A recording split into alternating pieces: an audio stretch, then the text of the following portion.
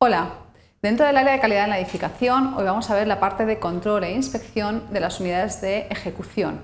Y en concreto, dentro del capítulo de forjados, hoy nos vamos a centrar en la ejecución de los forjados tipo o los forjados intermedios de nuestra estructura.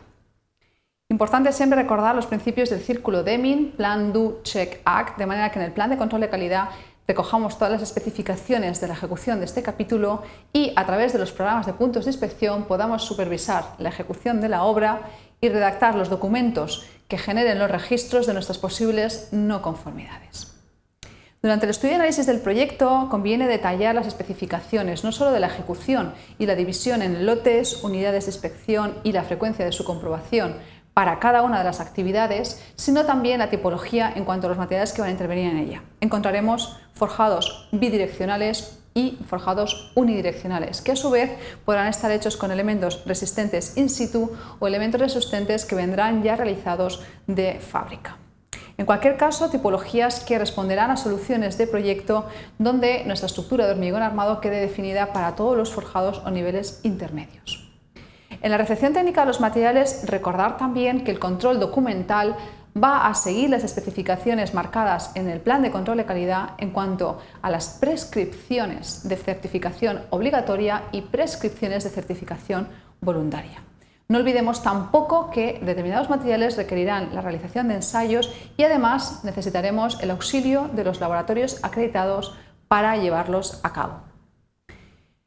Una vez tenemos nuestros materiales y todo puesto en disposición para realizar un forjado intermedio, es el momento de proceder a los encofrados.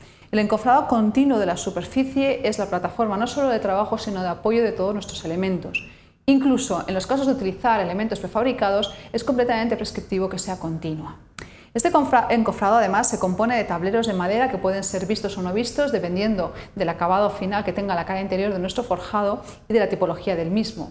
No obstante, constituye una superficie que tiene que estar completamente nivelada y muy bien replanteada, ya que la altura libre entre los forjados será un elemento decisivo a la hora de luego terminar con todas las instalaciones y los revestimientos que configurarán el acabado final de nuestras superficies.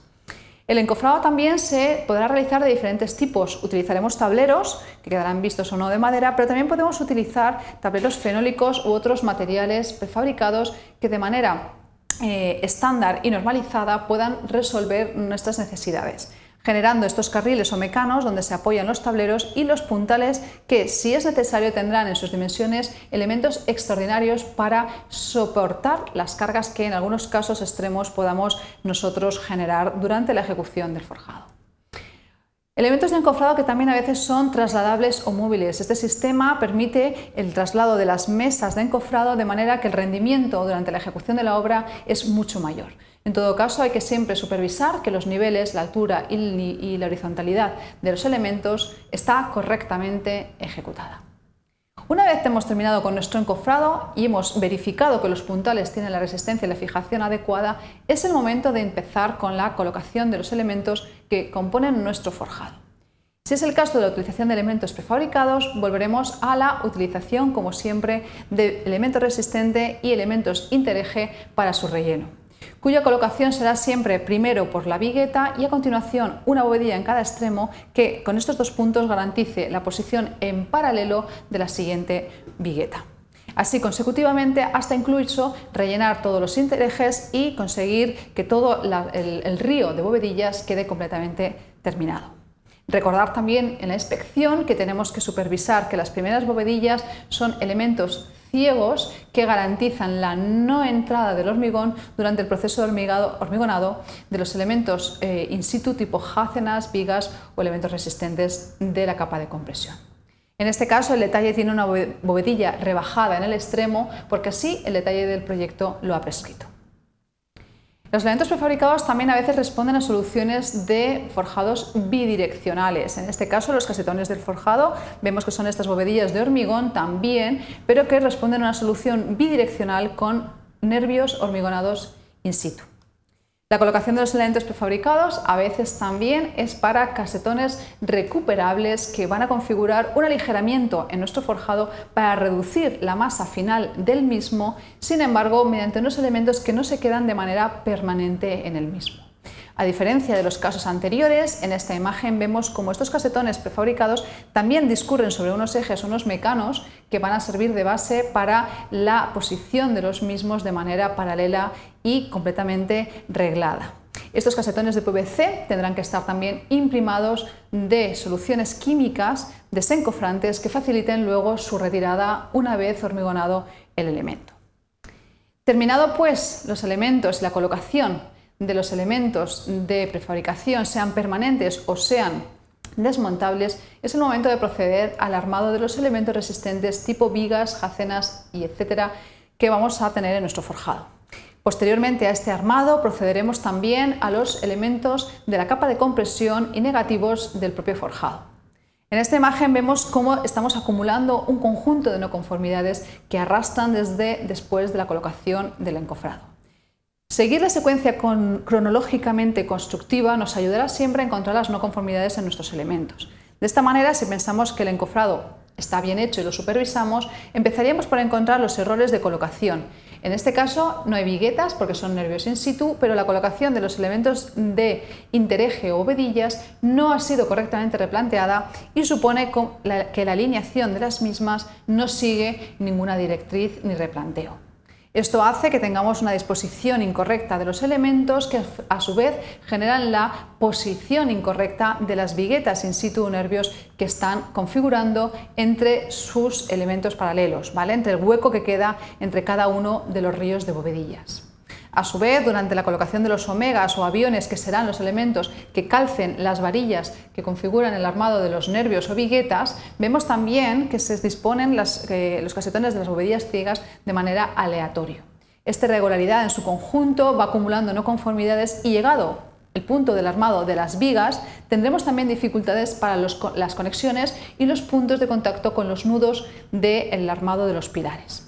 Por último, empezar con iniciar el armado de la capa de compresión con sus mallazos, todos los negativos y los conectores que utilizaremos van a suponer una acumulación de no conformidades cuya reparación va a ser más complicada en el futuro. Durante la operación del armado veremos también los refuerzos extraordinarios que haremos para las zonas de puncionamiento o las zonas donde las cargas puntuales pueden afectar a nuestro forjado.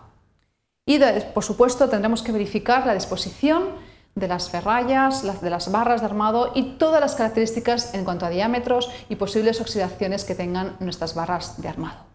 Densidades muy altas dificultarán nuestros hormigonados, con lo cual es conveniente prever la dimensión máxima o el tamaño máximo de nuestros áridos que contendrá el hormigón. A continuación vemos una imagen en la que el armado se produce sobre elementos de prefabricación que van a ser desmontables o de retirada. Estos casetones de PVC tienen también estos omegas o aviones por los que discurren nuestras armaduras de los nervios de este forjado bidireccional, a la vez que encontramos aquí estas zonas de armado o de refuerzo para las zonas de punzonamiento donde tenemos el paso de los pilares. En este caso, una solución mucho más sencilla, estas viguetas de zapatilla o semiviguetas cuya armadura en celosía va a configurar nuestros ríos de los nervios o viguetas de la obra, y la utilización de elementos muy ligeros como son las bovedillas de poliestireno expandido configuran la cámara reductora que se quedará de manera permanente en nuestro forjado. El armado de puntos singulares, como las conexiones entre forjado y losas de escalera, también tiene que prever las longitudes de espera de las armaduras y la posición correcta de todas las barras que configuran su ferralla. Importante también tener en cuenta el replanteo de las instalaciones, la posición correcta que venga en proyecto para evitar en el futuro tener que hacer taladros o daños a nuestro elemento estructural. Tratamiento de juntas mediante poliestirenos expandidos, lana de roca o incluso sistemas como este que permite el movimiento en uno de los ejes para el movimiento de la estructura de nuestro edificio. Y a continuación es el momento de proceder a la humectación de todos nuestros elementos prefabricados, en el caso de tenerlos, para evitar que se deshidrate nuestra masa de hormigonado. Una vez humectado es el momento de proceder al hormigonado. Hormigonado cuyo control tendrá, por un lado, la toma de muestras para la consistencia y por otro lado la toma de muestras para la resistencia del mismo. En esta imagen vemos claramente cómo se procede al hormigonado mediante bomba, a la vez que el proceso de vibrado se hace de manera permanente y directa. Hormigonado también de elementos prefabricados con casetones recuperables, donde el vertido del hormigón tiene que igualmente ser controlado mediante una ejecución portongadas y mediante una ejecución que garantice que la altura máxima no va a disgregar sus componentes. El hormigonado tendrá un acabado final mediante un reglado con talocha o regleta vibrante que garantice una superficie continua y perfectamente nivelada, y posteriormente se procederá al curado de la masa. El curado que garantizará que no solo la masa no se deshidrata, sino que además tiene el cierre de todos los poros en su superficie. Durante el desencofrado hay que tener cuidado para que estemos seguros de que hemos supervisado y tenemos el resultado del ensayo de resistencia, y procederemos a la retirada de los materiales que están sujetando nuestro forjado. No por ello mantendremos también el apuntalamiento si tenemos niveles superiores de estructura que de manera en cascada van a repercutir en la carga final. Como comprobaciones finales veremos que no hay coqueras, que están bien, este forjado bidireccional tiene todos los acabados perfectamente terminados, y si existen coqueras de esta dimensión puede ser por un exceso de vibrado. En definitiva, todas las operaciones que dan paso a la ejecución de nuestros forjados. Gracias por vuestra atención.